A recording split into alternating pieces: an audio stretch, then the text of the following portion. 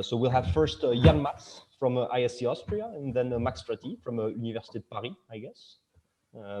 So Jan will start with a talk on the homogenization of discrete dynamical optimal transport. Please, Max. Sorry, please, Jan. All right. So yeah, thanks, Leonard, and thanks for the kind invitation. It's a great pleasure to speak to all of you. Yeah, so I will be going to talk about the joint work in collaboration with Peter Gladbach, Eva Kopfer, so both of them are in Bonn, and with Lorenzo Portinale, who is at IST Austria, PhD student. And by the way, so feel free to interrupt during the talk. I mean, I usually prefer it if it's as interactive as possible, especially this online kind of seminars. Okay, so so let's get started. So the topic of my talk is about some, I would say, kind of basic questions in optimal transport, about passing to the limit from discrete to continuous problems. I don't assume that all of you are familiar with optimal transport, so let me just start with a few of the basic definitions. So the question of optimal transport is about finding the optimal way to transport mass from a given initial configuration to a given final configuration. And both of them are modeled by probability measures. Let's call them mu0 and mu1. It's drawn in this picture. Okay, and then what you usually are given as well is you're giving a cost function, which is which represents the cost of moving a unit of mass between 2 points in space. So this is a function c depending on x and y, and it represents the cost of moving a unit of mass from x to y. And then the question is, how can you transport mass from the initial configuration mu0 to the final configuration mu1 in such a way that the total transport cost is minimal? So let me just write this out. This is a definition. So if I'm giving two probability measures, mu0 and mu1, let's say they're on RD,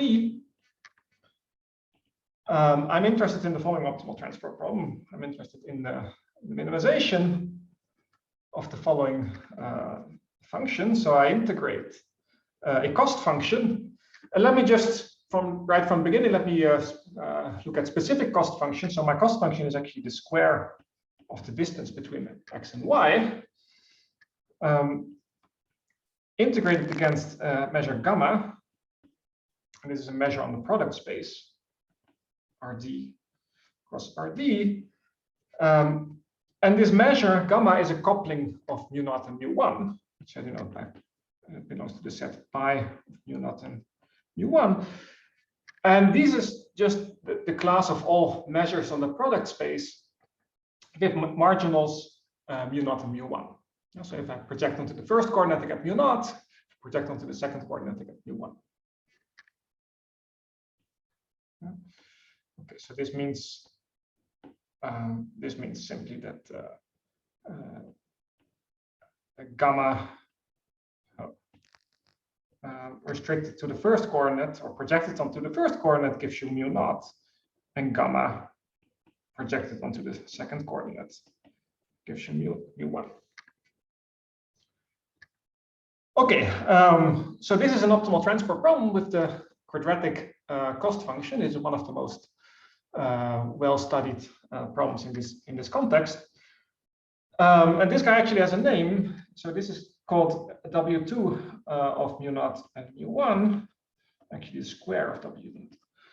And W2 is actually defines a distance on the space of probability measures, and this is called the Wasserstein metric or Kantorovich metric on the space of probability measures. So it's a distance on probability measures defined in terms of an optimal transport problem. But, I should have written this before.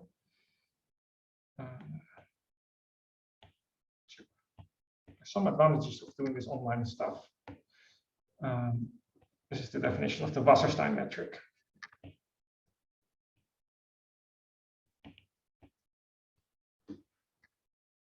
Okay, and you can do it with other exponents than 2 as well, but 2 is sort of the nicest one. Okay, so this is one of the classical objects in the study of optimal transport. And a central result in the field is that this optimal transport problem has an equivalent formulation in terms of a dynamic transport problem. That is a theorem by Benamou and Brenier.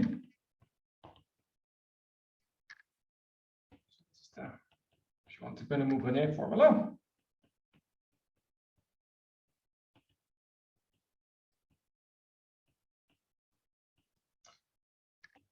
And the idea of this theorem is as follows. So instead of considering this, so what you're going to do is you're considering your initial measure. Let me draw it here. So mu0 is supported in this area over here. And you want to transport the mass, say, to here. Here's mu1. And now you're going to consider like a continuous time interpolation between them. So you want to not only look at sort of the initial distribution and the final distribution, but you're going to construct a curve in the space of probability measures, which interpolates between these given measures. So say at time t, you have a measure mu_t, which looks like this. And you're going to regard your measure as a cloud of particles, and you're going to follow, say, the velocity of all your particles. So there's a velocity vector field vt, which represents the sort of the velocity of your particles along this transport. Okay, and now the famous Benamou-Brenier formula tells you that this squared Wasserstein metric that I defined above is actually equal to the minimal kinetic energy which is required to do this transport. And so more formally, their result tells you that the squared Wasserstein metric between mu0 and mu1 is equal to the total kinetic energy. So I integrate in time, I integrate in space. The kinetic energy is the square of my velocity integrated against the mass, dt. And I minimize now over all curves in the space of measures and all time-dependent vector fields, which satisfy the continuity equation. So dt mu plus divergence mu v equals 0. As generalized flow of the particles, because often in the situations that you're dealing with, the singular fields, the singular vector fields can actually be approximated by smooth vector fields. And so most of the times what you're actually interested in is to understand the asymptotic behavior of the flows of these smooth approximations. So for each of the approximation, you have a unique flow. Yeah, I think it's done. I don't know who was speaking, but yeah, please continue, Jan. No, I think it was someone watching a video. Yeah, don't worry. Sorry about that. Ah, okay, I see. I got confused. Okay, anyway, so this is you're optimizing over all solutions to the continuity equation. So this continuity equation is the equation which describes this transport given by the vector field v, and you're optimizing over all these solutions with given boundary conditions. So like this. So mu0 equals mu0, and mu1 equals mu1. Okay. So there's a joint minimization over pairs mu and v. So mu is any curve in the space of probability measures interpolating between your given measures mu0 and mu1, and v is any time-dependent vector field which satisfies the continuity equation. Okay, so this is a basic result in the theory of optimal transport. So the equivalence between this kind of static point of view given by the definition and this dynamical formula of Benamou-Brenier. Okay, now what I'm interested in this talk is actually also discrete optimal transport. So looking at transport metrics, say on graphs. And on graphs, it makes perfect sense also to define Wasserstein distances like this, where you replace, say, the square distance on Euclidean space by, say, the square distance with respect to a metric on your graph. Right? So you can define this Wasserstein metric. However, if your underlying space is discrete, there's no longer sort of an equivalence between this static definition and this dynamical point of view. And what we are going to discuss in this talk is really the dynamical optimal transport, which is different from the static one if your underlying space is discrete. Okay, so let me move to the setting of discrete spaces. So I'm interested in say just a graph. Let's just consider finite graphs for the sake of concreteness. So my setup is that XE is a finite graph. And then I want to do optimal transport in the sense that I just showed you before. So first of all, I need to tell you what a continuity equation is. So let's give a definition. So we say that the pair, pair MJ, where M is a curve in the space of probability measures on your graph. And J is again a vector field. And what is now a discrete vector field? Well, it's something which depends on time. And it's a function defined on the edges of your graph. And it represents in some sense the flux. So J of xy is sort of the flux between x and y. And I can always restrict to antisymmetric vector fields. So if you want, if there's a flux in one direction, it's sort of minus the flux in the opposite direction. Okay, and we say that such a pair satisfies the continuity equation.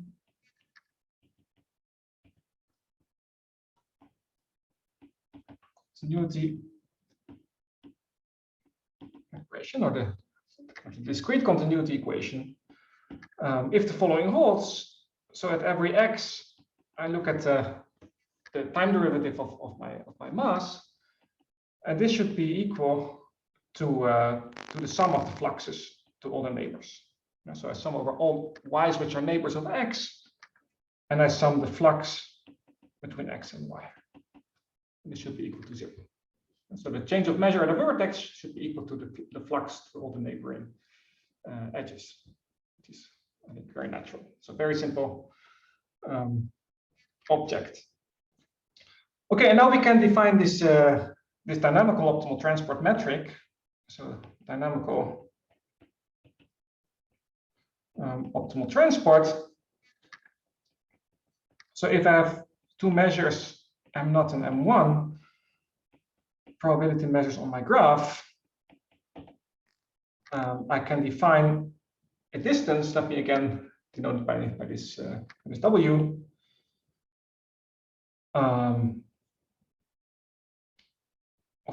Sorry, letter M.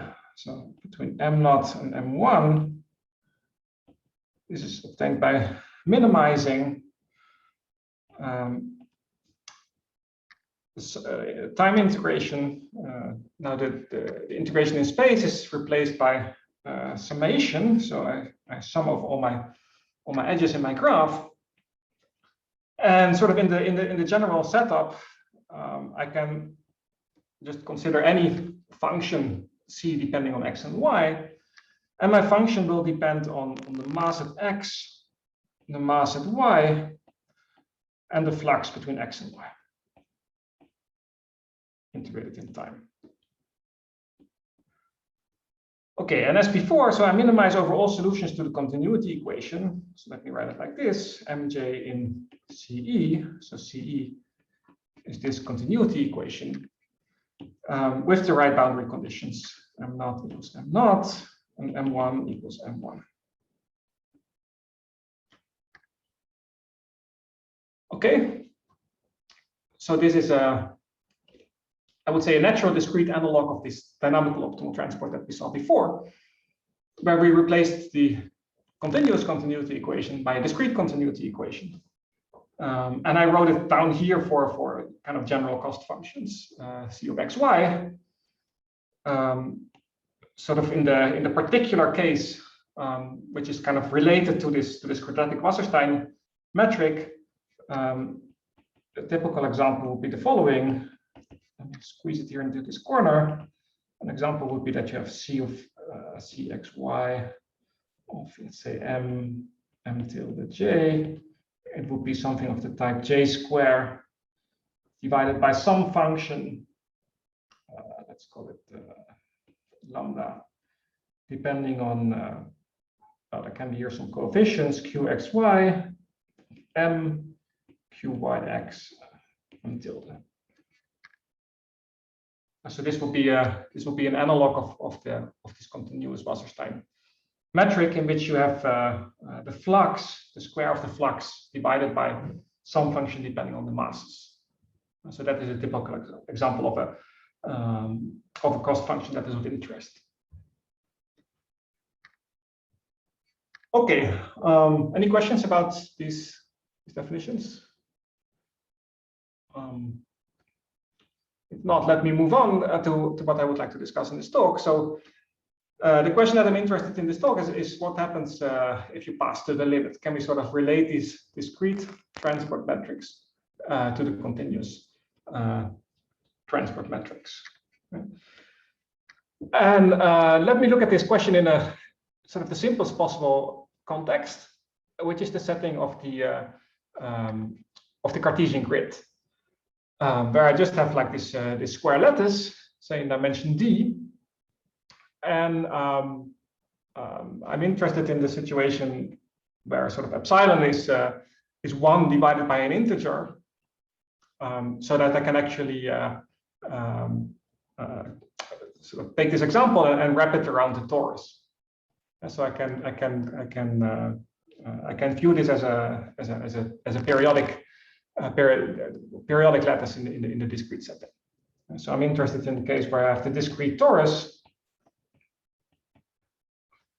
Let's call it pi or t epsilon d, which is just epsilon z divided by z to the d, where 1 over epsilon is an integer. And then I can look at this metric that I just described. So if I have m0 and m1 probability measures on the torus, I can actually look at sort of the rescaled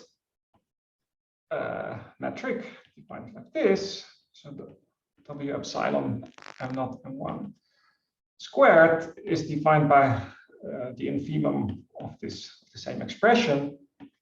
So I sum over the edges. I have here this jt epsilon square divided by lambda of mtx mty dt, and I minimize over all curves mj satisfying the continuity equation with the right boundary conditions. Okay, and of course I want to rescale this so that I see something interesting, and the natural scaling is that to multiply this by epsilon squared, and if you do that, then what we showed in a paper with Nicola Gidi, 13 already, we showed actually that sort of this discrete space, so the space of probability measures on the torus, endowed with this discrete transport metric, this will converge as epsilon tends to 0 to the space of probability measures on the continuous torus, endowed with this Wasserstein 2 metric from optimal transport. So this is a convergence of metric spaces in the sense of Gromov-Hausdorff. But the point is that sort of things work as they should. So this is a sort of a natural discretization of the torus given by this square grid. And if you rescale it, then your discrete dynamical transport metric converges to the continuous transport metric. I'm sorry, Jan, can I interrupt? Yeah. You didn't tell us, so lambda, this cannot hold for any choice of lambda you yeah, thanks. Lambda yeah, so I forgot to say, so this lambda is actually, so lambda is actually a mean function. So for instance, the arithmetic mean, the geometric mean, take your favorite mean, and for any mean that you take, this will actually converge to the same thing. Right, so regardless of which mean reasonable that you choose, you will converge, right? Exactly. Yeah, thanks for that. Thank question. Yes. So for any mean, so lambda is a mean. So for instance, lambda AB is A plus B over 2. But then actually another one which is relevant for us is this logarithmic mean, which is something of this type, e to the p dp. This is the one which is actually related to gradient flows, but it's not something that I will emphasize during this talk very much. But regardless of this mean, you will converge to the Wasserstein metric, and also this Wasserstein metric is actually the one with respect to the Euclidean metric on the underlying space. And so you don't see the sort of the L1 structure of your discrete lattice in the limits, but you converge to Wasserstein with respect to the Euclidean distance. So completely consistent with the fact that a random walk converts to Brownian motion, or the discrete heat equation converts to the continuous heat equation. Okay, so this is sort of the basic example where, as a sanity check, we see that things work as they should. However, this is of course a very symmetric situation, so you can ask how general this actually is, and it turns out that things can go wrong rather easily. So the next slide is actually kind of the simplest possible counterexample where strange things happen, and that's the following example, which is in one dimension. So I have now a graph which is again just my one-dimensional grid, where I just put sort of the lattice points at a distance epsilon over 2 actually, and again it's periodic of length 1, and I consider the situation that I actually have two kinds of points, namely red points and green points. And the difference between them is that, so what I consider in the background here is actually a random walk. And the random walk is a continuous time random walk, which moves according to certain transition rates. But the transition rates at the green points are not the same as the ones on the red points. So actually, the random walk is such that if you're on the green points, you move actually fast, and if you're on the red points, you move slow. And so there's some spatial inhomogeneity in this situation built in. Okay, and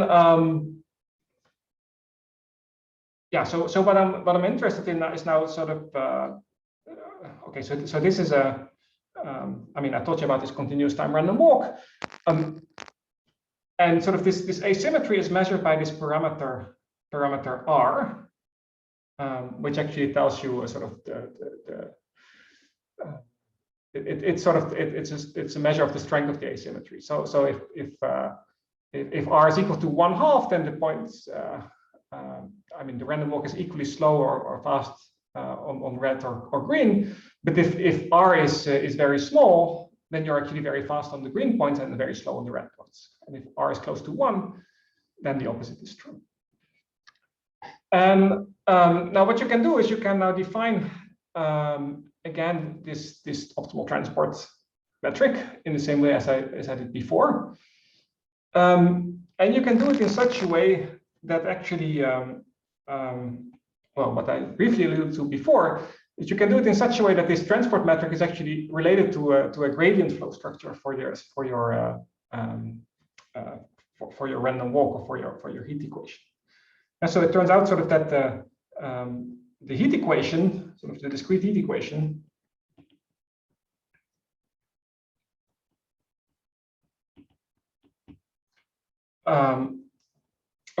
which corresponds to this random walk with this asymmetry R, is the gradient flow of the relative entropy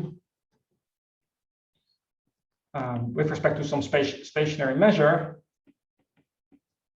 depending on epsilon and R, with respect to a discrete transport metric, W, which is defined by the same formula as before, but now it depends on epsilon and R. So I'm not going to write the exact formula. It looks similar to the one before, but to every epsilon and every R, there's a natural transport metric.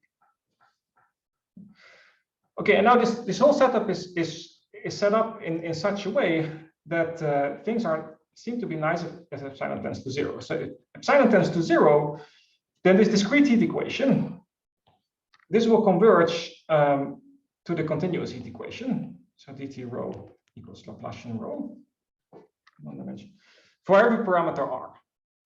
Yeah, so the limit does not depend on r.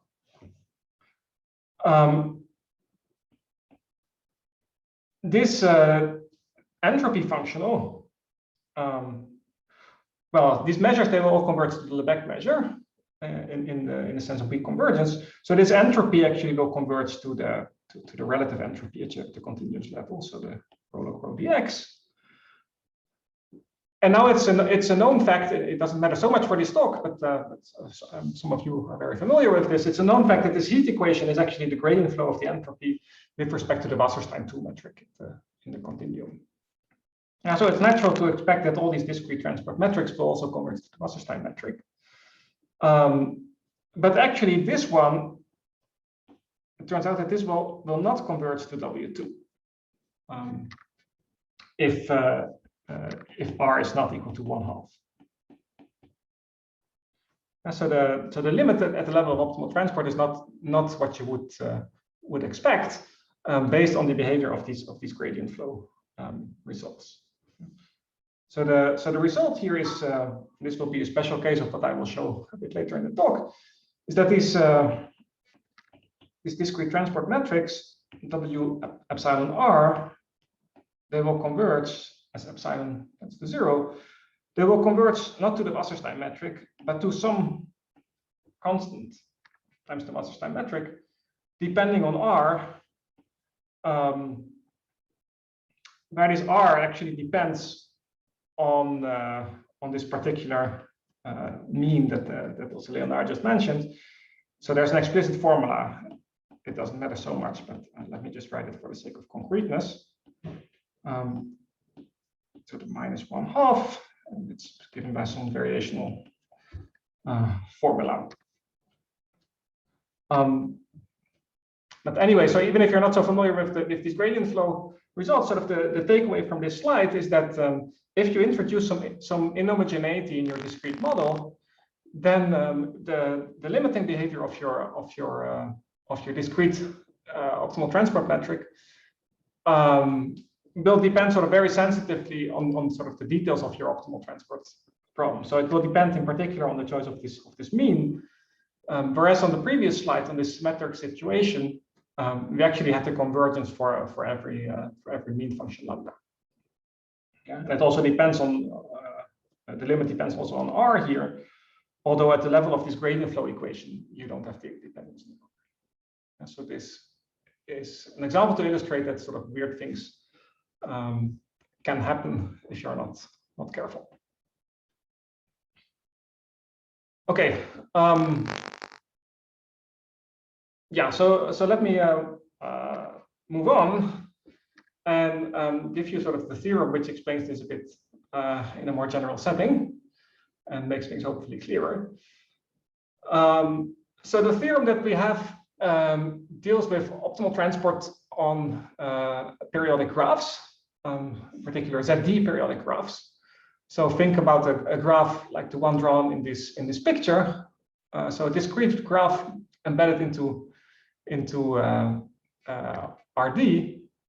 So it extends indefinitely into all directions, and we're interested in optimal transport on this kind of graphs.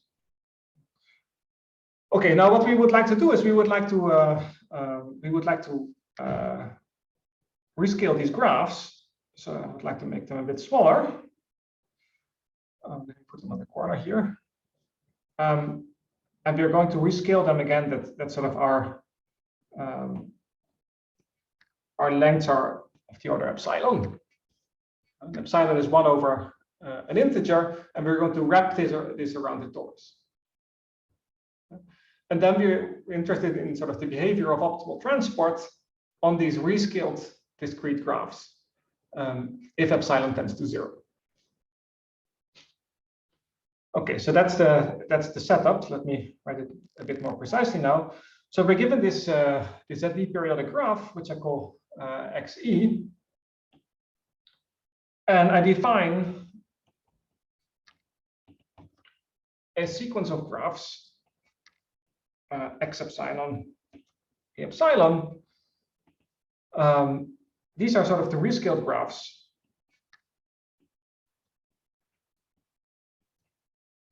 wrapped around the torus.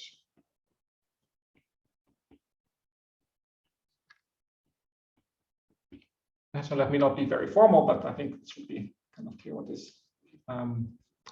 what I mean by this. Okay, and then what we're interested in is again this optimal transport problem. So for probability measures M0 and M1 on these rescaled graphs, I'm interested in the following transport problem. Let me call it W epsilon of M0 and M1. And it's defined by a similar problem as before. So I integrate in time. I sum over all the vertices, over all the edges in my rescaled graph E epsilon. And I'm given these cost functions, which depend on the mass at x, the mass at y, and the flux j between x and y. And integrate with respect to t. And now I would like to see something in the limit, so I would like to rescale things. And the way how to see something is if I sort of rescale the masses by epsilon to the d, because the scaling was such that so these lengths are of order epsilon, and my masses should scale like a volume. Yeah, so it's natural to divide by epsilon to the d. Same here, epsilon to the d. And these discrete vector fields, I should scale them by epsilon to the d minus 1, because they correspond in some sense to like a flux through an interface. So they should scale like a surface area. Okay, so this is a natural scaling. And then I should multiply the whole thing by epsilon to the t. So that is the natural scaling for my discrete problem. And again, I sort of minimize over all solutions to the continuity equation with given boundary conditions.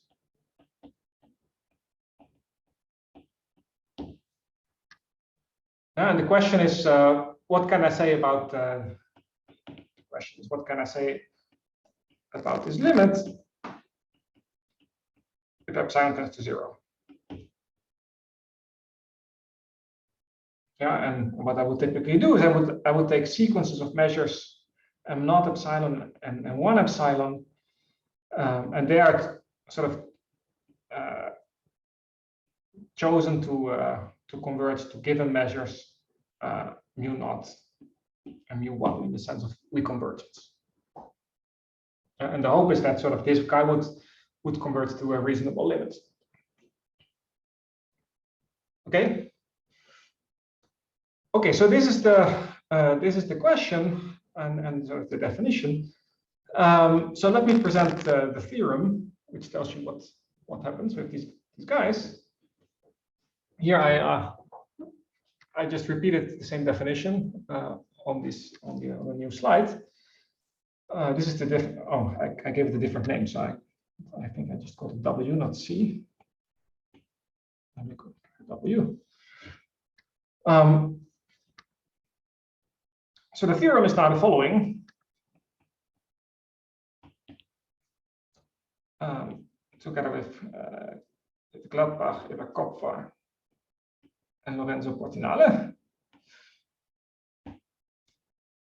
So take sequences of measures, M0 epsilon and M1 epsilon on my discrete space, X epsilon,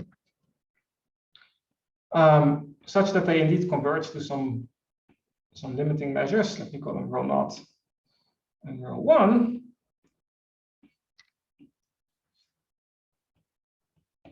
Then these objects, so W epsilon m0 epsilon, m1 epsilon, they're going to converge to something, and the limit is given by a minimization problem, actually given by a continuous optimal transport problem.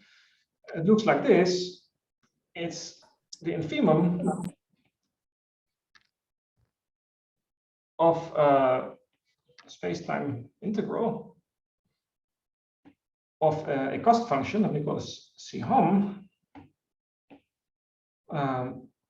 depending on rho tx, jtx, gx dt. And I minimize over all solutions to the continuity equation, dt rho plus divergence j equals 0, with the right boundary conditions. So rho naught equals rho naught, and rho 1 equals rho 1.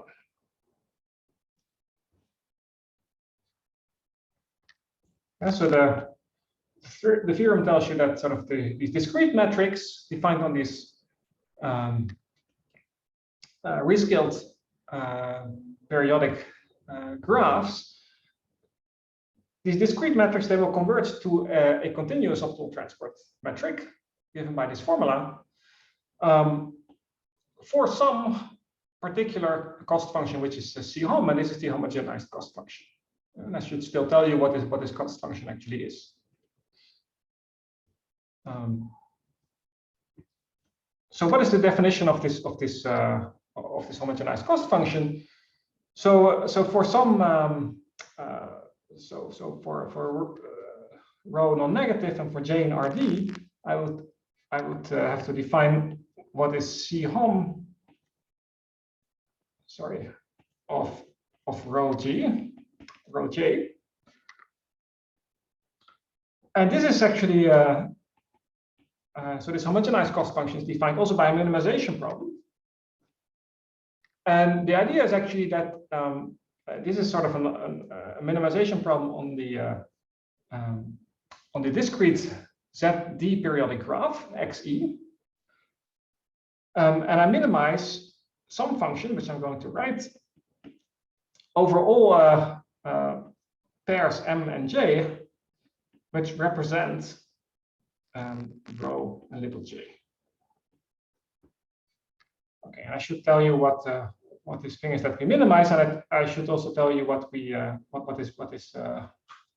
means by this representation. So what is this set rep of rho j? So rep of rho j.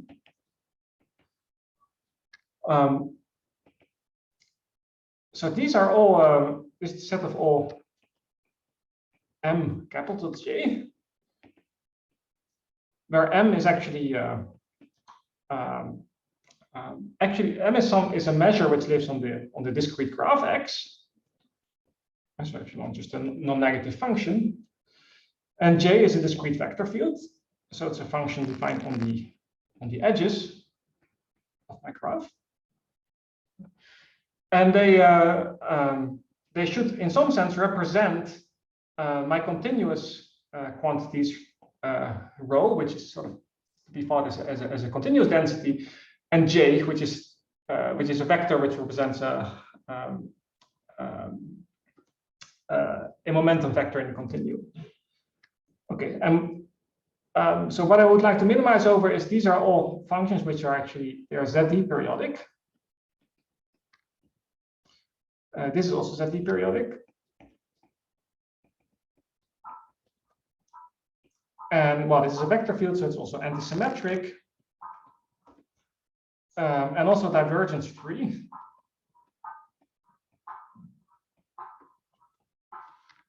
And moreover, they satisfy the following identities, which are sort of the key points. That if I sum these masses over my graph, and if I restrict this to a unit cell,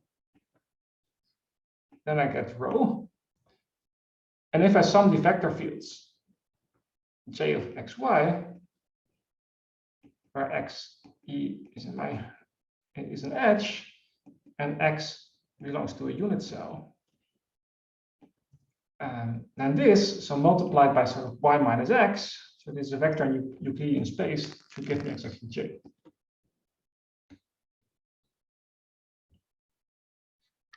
So the set of all representatives of rho and j, these are sort of discrete measures and discrete vector fields, which sort of try to behave like rho and j in the continuum. And what does it mean trying to behave like? It's given by these expressions. So M is a discrete mass, which is ZE periodic, and if I sum over a unit cube, then I get exactly rho. And J is a discrete vector field, this capital J. And if I look at this expression, sort of the continuous vector associated with this discrete vector field, it should be equal to this J. So these are all the representatives. And then what I would need to do is I would like to, or I need to minimize sort of the transport cost within a unit cell over all the representatives. And so the thing that I'm going to minimize here is sort of the sum over all x in a unit cell. I need to give myself a little bit more space. And all y such that y is a neighbor of x. And then I sum the transport cost between mx and y jx.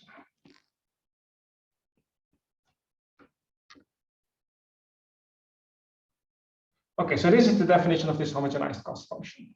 So it tells you in some sense that sort of the continuous or the cost function in your continuous problem is sort of the one that you get by looking at the single cell in the discrete problem and optimizing sort of locally your transport within this given cell. Okay, so that's what is complete sort of the statement of the result.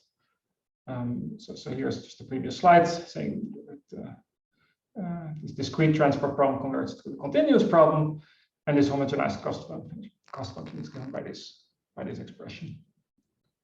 Okay, and yeah, so maybe this representation is a bit confusing. So let me just give you an example. So here's again our favorite discrete graph. So how do you compute this homogenized cost function for a given rho and j?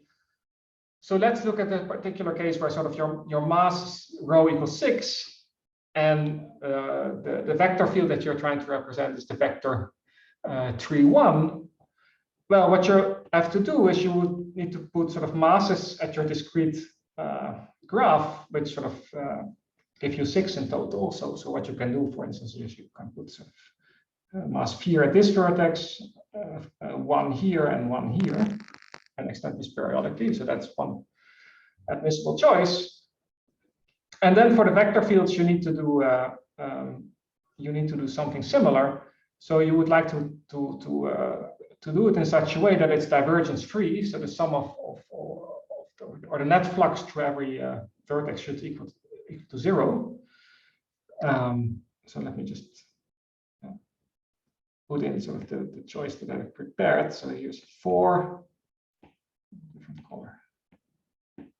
So here's 4, here's 5, here's 1, here's 2, here's 3, here's 1, here's 2, here's 3, and here's something I forgot. Here's 3.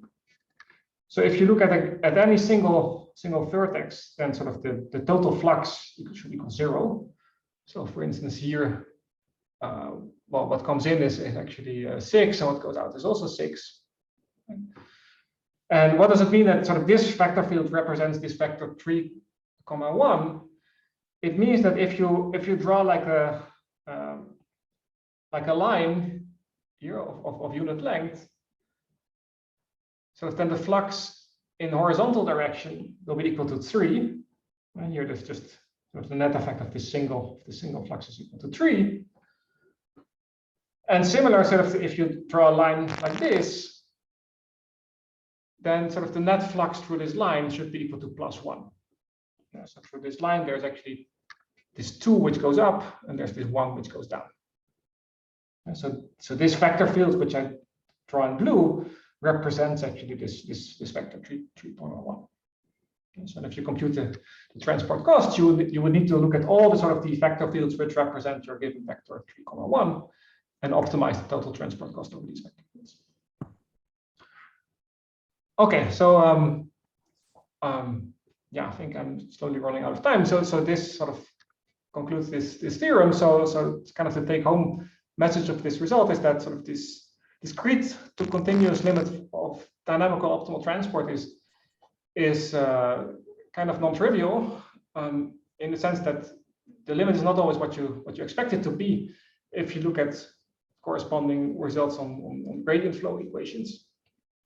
But in the sort of the limit will actually depend sort of on the local structure of your discrete network. And in the special case of the ZV periodic networks, we have an explicit formula for the limiting transport cost, which is given by this homogenization result, where the cost is given by this cell formula. Okay, I think this is a good point to stop. So thanks very much for attending. Thank you very much, Jan, for this very nice talk.